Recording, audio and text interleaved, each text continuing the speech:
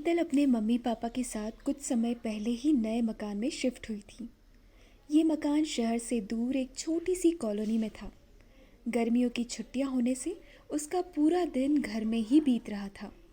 आसपास किसी से अभी तक दोस्ती भी नहीं हो पाई थी, तो बस खुद ही अकेले कभी साइकिल चलाकर तो कभी किताबें पढ़कर और एक्सरसाइज करके अपना मन लगाती रहती थी।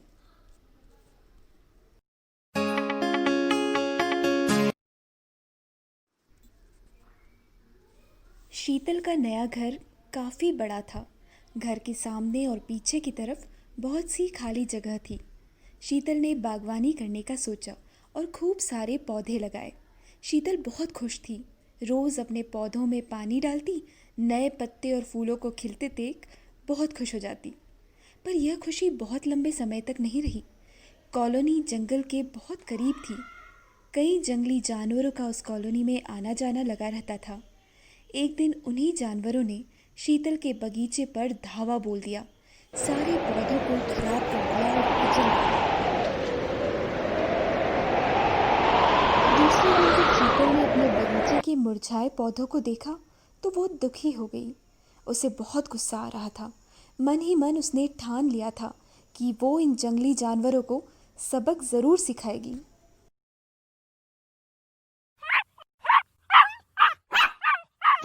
तभी अचानक से एक मासूम सा शरारती सा पप्पी उसके पास आया। वो बहुत कमज़ोर लग रहा था। उसे देखकर लग रहा था कि लंबे समय से ठीक से उसने खाना नहीं खाया है, पर फिर भी वह शीतल के साथ खेलने लगा। शीतल ने उसका नाम बडी रखा। उसे अच्छे से नहलाया, खिलाया और उसे अपने घर में ही रख लिया। बडी के आने से शीतल का अकेलापन पूरी तरह से खत्म हो गया था। वह बहुत खुश रहने लगी थी। बडी के कारण वह जीव जंतुओं को लेकर और भी संवेदनशील हो गई थी। एक दिन बडी के साथ खेलते हुए शीतल के मन में बहुत सारे विचार उमड़ने लगे। वह सोचने लगी कि उस दिन जंगली जानवरों ने पूरा बगीचा खराब कर दिया। ऐसा क्यों किया होगा उन्होंने? बडी भी तो उनमें से ही एक है, पर कितना मासूम है वह, कभी किसी का नुकसान नहीं कर सकता। फिर उन जानवरों ने ऐसा क्यों किया? कहीं वो भी बडी की तरह भूखे तो नहीं थे? क्या कारण हो सकता है?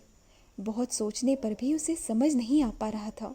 शीतल ने निर्णय लिया कि मम्मी पापा ही अब सही बात बताएंगे। पापा, देखिए बडी कितना अच्छा है। वो कभी किसी का नुकसान नहीं कर सकता। फिर बाकी के जानवर बडी जैसे क्यों नहीं है?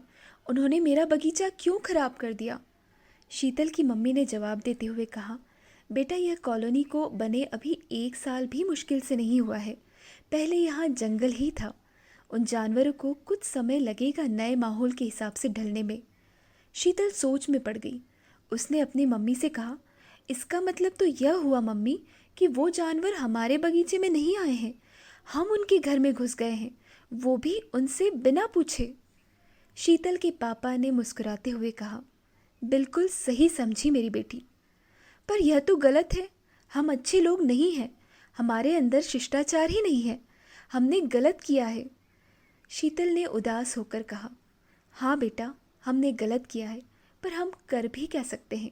शीतल के पापा ने कहा, कुछ तो कर ही सकते हैं। क्यों न हम हमारे आंगन में उन प्राणियों के लिए खाना पानी का इंतज़ाम करें? बेटा, यह तो तुमने बहुत अच्छा सोचा है। हम तुम्हारी इस अच्छे काम में पूरी मदद करेंगे। आसपास के बच्चों को भी इस काम में मदद लो और एक ग्रुप बनाओ जिसमें आसपास के पर्यावरण और जीव जंतुओं को बचाने का अभियान चलाया जा सके। सही कहा मम्मी आपने।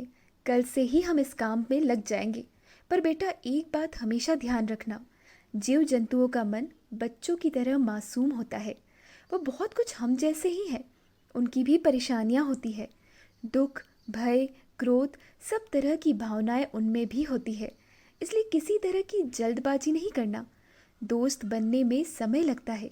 सुरक्षित दूरी रखना आवश्यक है, जब तक कि विश्वास और स्नेह का रिश्ता गाढ़ा न हो जाए। दूसरे दिन कॉलोनी के दूसरे बच्चों के साथ मिलकर शीतल ने अपने बगीचे में जानवरों के लिए खाने पीने का प्रबंध कर दिया। सफलतापूर्वक काम करने के बाद शीतल ने अपने विचार अपने दोस्तों से साझा करते हुए कहा, दोस्तों, हम सब ने मिलकर बहुत अच्छा प्रयास किया है। हालांकि जो हमने निरपराध जानवरों से छीना है, उसके सामने हमारा हर प्रयास बहुत छोटा है।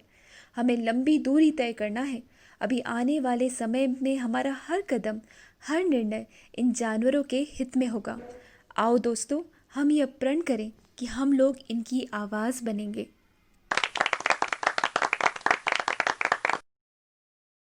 अब शीतल के दोस्तों की सूची बहुत लंबी हो गई थी, जिसमें शिल्पा, स्वाति, ऋचा, अक्ष, मानस ही नहीं थे, उसके कुछ और दोस्त भी शामिल हो गए थे, जिनमें मिश्री गाय, गलबू बिल्ली, मयूरी हथनी, बल्लू कुत्ता, मोहर मुर्गा, डफली सुअर रोज के आने वाले मित्र रहे।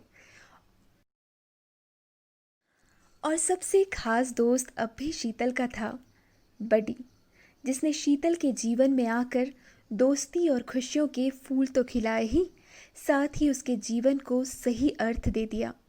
क्या आपके जीवन में भी है ऐसा कोई खास बडी?